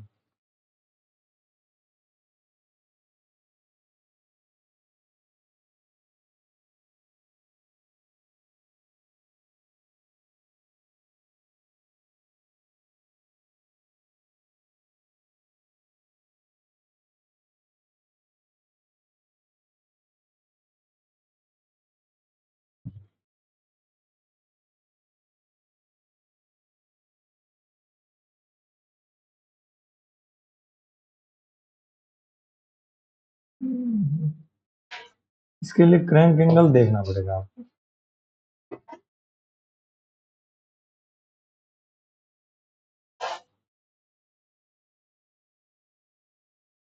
इनटेक वॉल ओपन पहले ओपन होता है, और intake wall close after BDC. Intake wall close will be after BDC, 10 to 15 degree after BDC. तो देखो 10 to इतना डिग्री बिफोर बीडीसी नहीं होगा, 60 डिग्री आफ्टर बीडीसी नहीं होगा, 60 डिग्री बिफोर बीडीसी नहीं होगा, ये हो सकता है। और हाई स्पीड इंजन के लिए 60 डिग्री आफ्टर बीडीसी मतलब क्लोज टू द इनलेट। इसको चेक कर लेना एक बार, इसका क्या होगा। आईसी इंजन से ये क्वेश्चन, तो ये वॉल्व टाइमिंग डायग्राम से। Cubic boron nitride, cubic boron nitride abrasive है ये, ग्राइंडिंग इन फिनिशिंग प्रोसेस से। If the temperature the black body doubles, temperature की पावर 4, 2 की पावर 4, 8 गुना, option B will be the right answer. Thermal engineering से question है आपका ये 78 नंबर। एक सेकेंड, टेम्परेचर की पावर 8 दूनी 16 हो जाएगा ना, option D will be the right answer. What will be the, देखो ऐसे गलतियां होती है, ध्यान रखिएगा। 2 की पावर 4 होगी यहाँ पे, तो 4 × 4 ये कितना हो जाएगा, 16 हो जाएगा। What will the nature of longitudinal stress in thin cloth containing hydrostatic fluid pressure? जब हाइड्रोस्टेटिक फ्लूइड प्रेशर हो तो longitudinal stress compressive in nature होगा, बेंडिंग इन नेचर होगा, shear इन नेचर होगा, या फिर टेंसाइल इन नेचर होगा।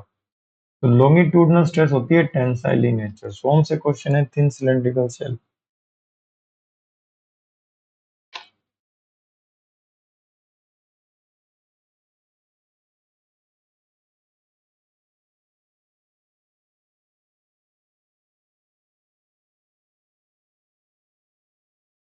Why does the stainless steel resist rusting while regular carbon steel doesn't? Stainless steel has a high carbon content, नहीं भी corrosion resistant, is coated with a anti-rust chemical. Stainless steel is a protective chromium oxide layer that prevents rusting. Thicker iron content, ये गलत हो जाएगा। या तो option होगा B या फिर होगा हमारे ऑप्शन डी। तो उसमें क्रोमियम लगा होता है अच्छे से, ऑप्शन डी हो जाएगा। मटेरियल साइंस से आपका ये क्वेश्चन है। Is a welding defect cause by the trapping of gas during the welding process? जब गैस अंदर ट्रैप हो जाती है तो पोरोसिटी हो जाती है, वेल्डिंग से क्वेश्चन है।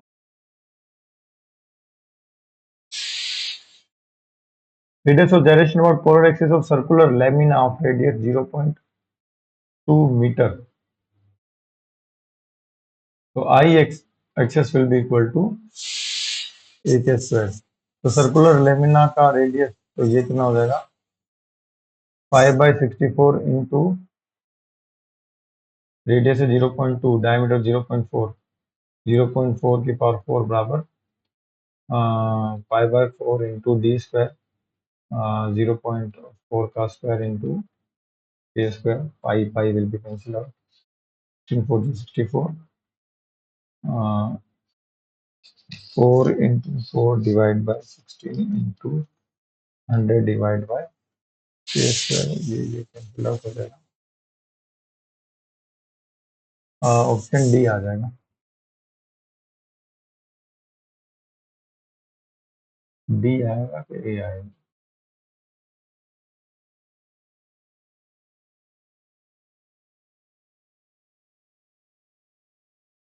पोलर एक्सिस सर्कुलर लेना of radius 0.2 metre.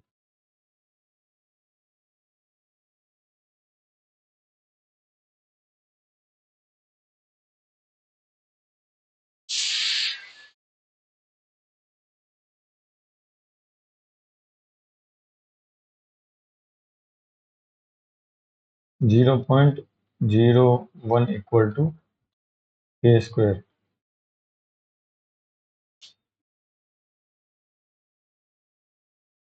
Under root of 1 divide by 100, तो 1/10, 0.1 मीटर।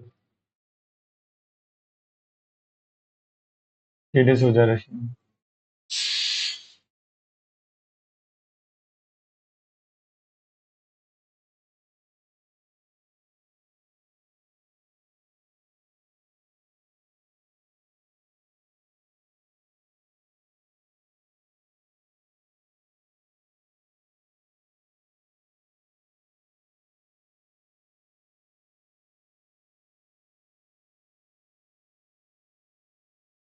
तो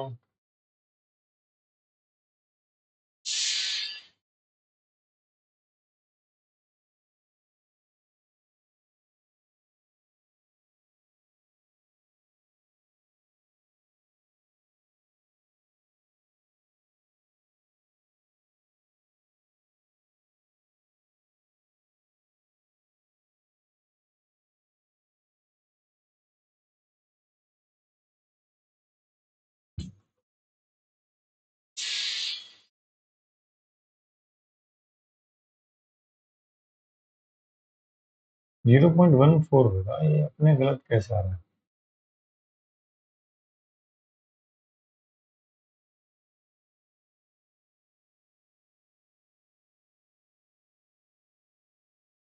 ये लेमिना है ना, रिंग नहीं है।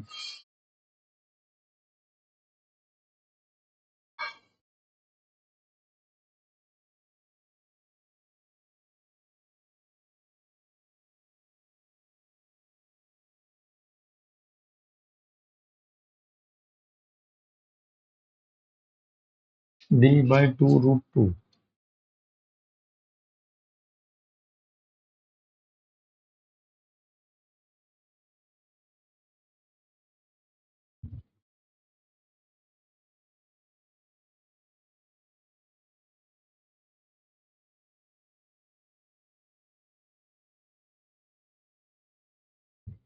मूवमेंट ऑफ इनर्शिया होता है area into radius of gyration square. अब ये सर्कुलर लेमिना है। अच्छा, पाई/32 D⁴, हाँ ये गलती हो रही थी।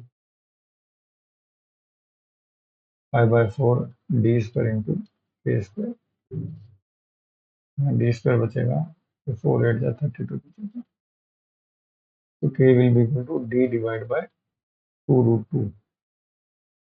तो K will be equal to D कितना है 0.4 2 इंटू √2, तो ये आएगा लगभग 0.14 मीटर। ऑप्शन ए बन जाएगा 82 आपका मैकेनिक्स का।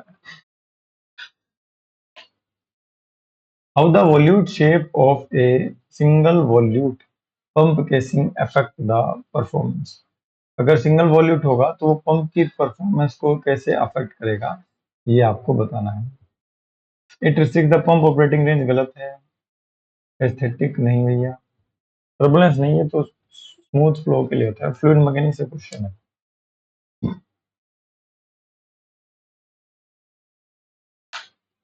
फ्लूइड प्रेशर क्या होता है? Wait of the fluid per unit volume area होता है।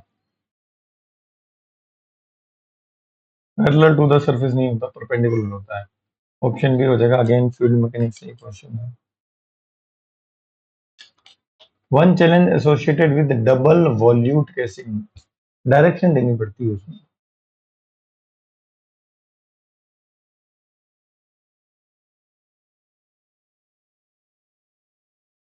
तो increase the complexity in manufacturing and alignment, सही है। ग्रे बॉडी क्या होती है? रेडिएशन एमिट करती है without energy, is independent of wavelength. Wavelength reflects all radiation incident upon its surface, absorb नहीं है। Has an emissivity that varies with wavelength, has emissivity less than 1 but constant for all wavelength. तो 86 आपका है thermal से, तो constant for all wavelength but less than 1 होती है। Special case of a split level device, clinometer, photocollimator, micrometer तो नहीं है, कैल्विनोमीटर भी नहीं है। क्लिनोमीटर हो सकता है क्या? क्लिनोमीटर हो सकता है। Special case of spirit level device, clinometer हो जाएगा ऑप्शन में। क्लिनोमीटर दिखाएं क्या?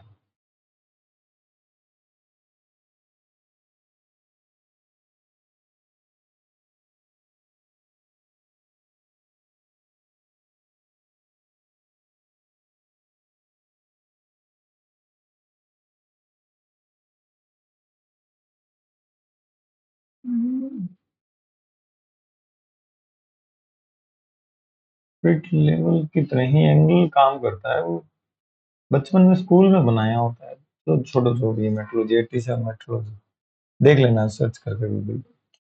विच of the following metal is likely to have the higher thermal conductivity, सबसे ज्यादा थर्मल कंडक्टिविटी सॉलिड्स का होता है, और उसमें भी किसका है ये 88, एल्यूमिनियम का हो जाएगा। थर्मल से क्वेश्चन है। An engine to be assumed Otto cycle इस टेम्परेचर में वर्क कर रहा है, एयर स्टैंडर्ड एफिशिएंसी 1 माइनस में beginning and end of the compression, ठीक है केल्विन में बदल दो। Lower temperature higher temperature 50% efficiency आ जाएगी। ऑप्शन है आईसी इंजन का question. Two forces act angle theta, resultant force is given by of the following expression. Equal forces act angle theta. Equal force, resultant will be p square plus p square plus 2pq cos theta. अब इसकी भी जगह p आ जाएगा, तो ये p square बाहर ले लो, 1 + 1 + 2p cos theta, 2p square ले लो, 1 + cos थीटा। ये नहीं होगा, ये नहीं होगा। 1 + cos थीटा को क्या लिख सकते हैं, वो अंडर रूट में चला जाएगा, वो तो कोई नहीं, हो जाएगा।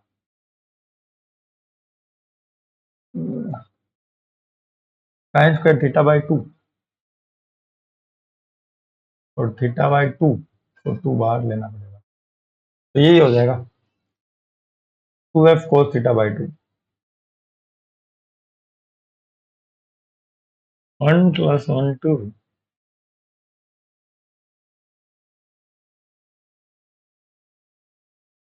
2p स्क्वायर cos थीटा √2 बी रहेगा। मैकेनिक्स से क्वेश्चन है ये, 90। ठीक है। एंगल गेज जनरली किसके बनाए जाते हैं, हार्ड स्टील के बनेंगे और किसके बनेंगे, मेट्रोलॉजी से क्वेश्चन है 91।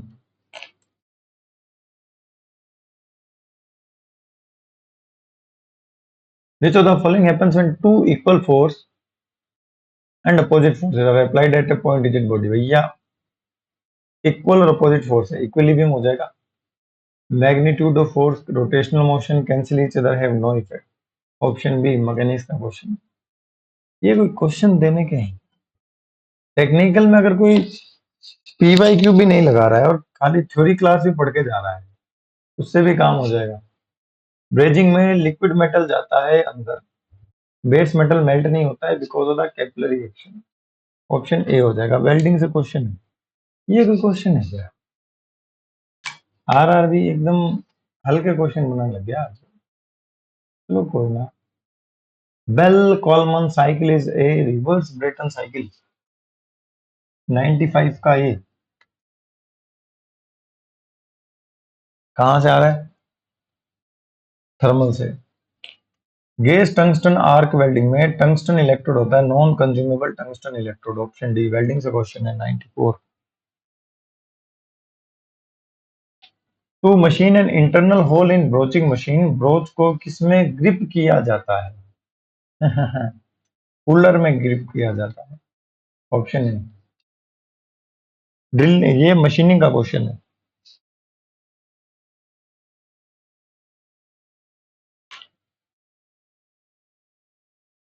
परपेंडिकुलर पूछ रहा है क्या, दोनों को जोड़ना पड़ेगा क्या, परपेंडिकुलर एक्सिस थ्योरम लगा दो। आई एक्स एक्स दे रखा है, आई वाई वाई दे रखा है, आई जेड जेड पूछा है, 1.5 और 2 कितना हुआ, 3.5। परपेंडिकुलर एक्सिस थ्योरम कहां से आया क्वेश्चन, मैकेनिक्स से। Primary purpose of job rating और evolution is to, job rating का प्राइमरी पर्पस क्या होता है, provide benefits like leave and housing, motivate employees for higher production, job rating दिलानी है, असेसमेंट ऑफ एम्प्लॉयज परफॉर्मेंस नहीं, determine the relative worth of the different job, ये हो सकता है। ये लीव वगैरह का तो है नहीं, मोटिवेट भी नहीं करना है। ऑप्शन डी बनेगा इसका, 98 का इंडस्ट्रियल मैनेजमेंट है।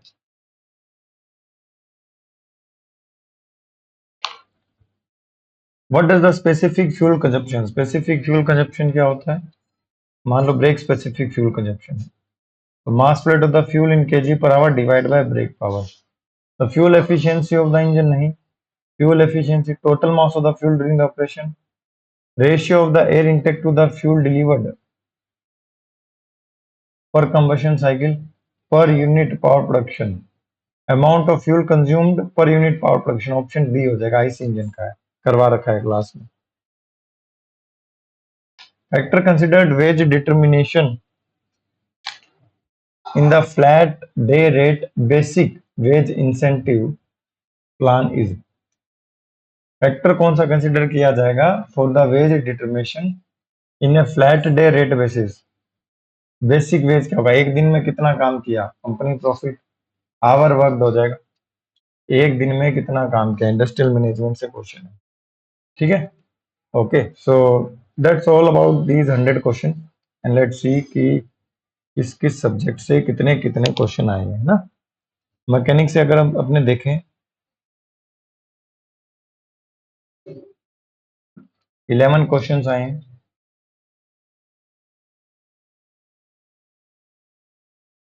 ये शिफ्ट 2 है, ठीक है।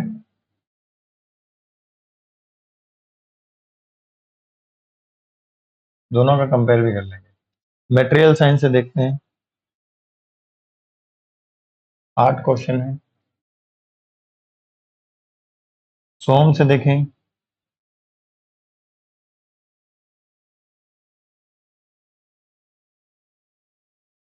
10 क्वेश्चन आए हैं।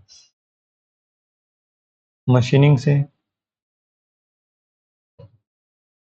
9 क्वेश्चन आए हैं। मतलब समझ रहे हो, हर सब्जेक्ट अपने आप में एक अपना वेटेज कैरी कर रहा है।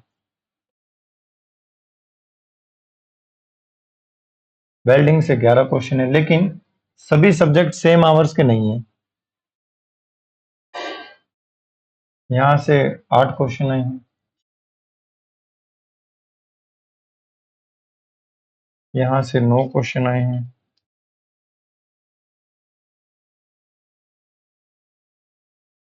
यहां से 11 क्वेश्चन है।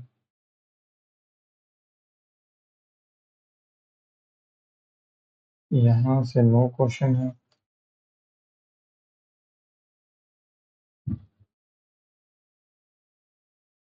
यहां से 15 क्वेश्चन है। टोटल देखें एक बार, कहीं पिछली बार कितने ऊपर नीचे हो गया, 11 और 19, 19 और 10 29, 29 और 9 38, 38 और 11 49, 49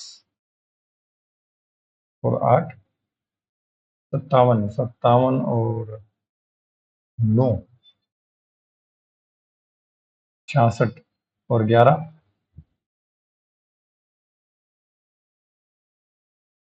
77, 77 और 9 70 और 9 86 और 15, एक ज्यादा हो रहा है, एक ज्यादा हो रहा है। मैकेनिक्स में एक कम करना पड़ेगा, मैकेनिक्स में 10।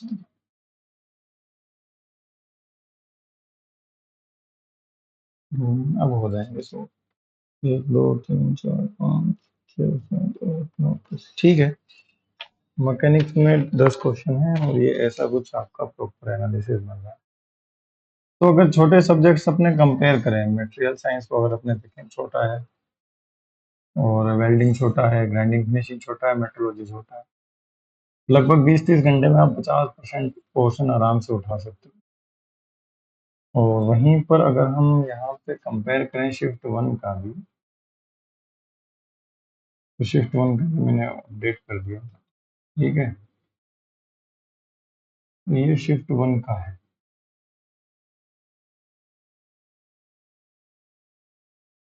और 2 का अगर हम तो कंपेयर करें, तो ये 2 का है। ये शिफ्ट 1 का है, ये 2 का है। 8 8 10 10 9 9 11 11 9 8 9 9। फर्क केवल पड़ रहा है यहाँ पर एक क्वेश्चन का, यहाँ एक क्वेश्चन का, यहाँ एक, यहाँ एक कम हो गया, यहाँ भी एक कम हो गया, है ना। और कहीं फर्क पड़ रहा है क्या? ये 9 8 है, ये 12 11 है, यहाँ एक कम हो गया, यहाँ एक कम हो गया, यहाँ 9 से 8 हो गया, एक एक 3 कम हुए हैं। यहाँ एक बड़ा है, यहाँ एक बड़ा है, यहाँ एक कम, यहाँ एक कम, और यहाँ एक बड़ा है, ठीक है। तो यहाँ 14 थे, 15 हुए, यहाँ 12 से 11 हो गए, यहाँ 9 से 8 हुआ, यहाँ 9 से 10 हुआ। मतलब इन 4 सब्जेक्ट्स में ही कम ज़्यादा होंगे, थर्मल इंजीनियरिंग इतना फ़र्क नहीं पड़ेगा।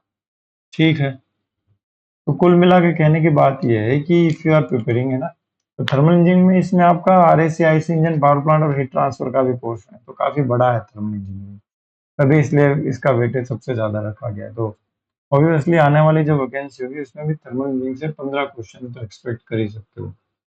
ग्राइंडिंग फिनिशिंग प्रोसेस में 8 क्वेश्चन, 9 क्वेश्चन ये फिक्स है, कोई दिक्कत नहीं है। वेल्डिंग से कम 11 क्वेश्चन है, तो 11 क्वेश्चन तो कम से कम 10 क्वेश्चन तो श्योर है।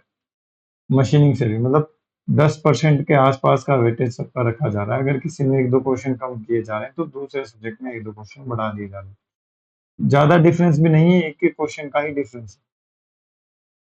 ठीक है? तो ये फर्स्ट और सेकंड का प्रॉपर आप स्क्रीनशॉट लेना चाहो, अगर आप आगे के लिए प्रिपरेशन कर रहे हैं तो आप एनालिसिस कर लीजिएगा। और बाकी अपनी एप्लीकेशन है इन्फिनिटी बाय विशाल से, उसको डाउनलोड कर लेना। उसमें आगे वाले जो अब न्यू वैकेंसी आई है उसके लिए रिकॉर्डेड फॉर्मेट में जो बैच है उसको हमने अवेलेबल करवा दिया है, तो उसमें भी अपने आप को एनरोल कर सकते हैं 2025 के रिक्रूटमेंट के लिए। वही बैच की सेम पुरानी फीस ये 2499 रहेगी, बट इसमें ये रहेगा कि आपको सारे लेक्चर्स नोट्स वगैरह एक साथ रिकॉर्डेड फॉर्मेट में मिल जाएंगे। ठीक है, चलिए तो सेशन को वाइंड अप करते हैं। Seeing the next session, thank you for watching this session guys. और चैनल को अपने फ्रेंड लोगों के साथ आप शेयर भी किया कीजिएगा। Bye bye, take care, love you all. जय हिंद, जय भारत।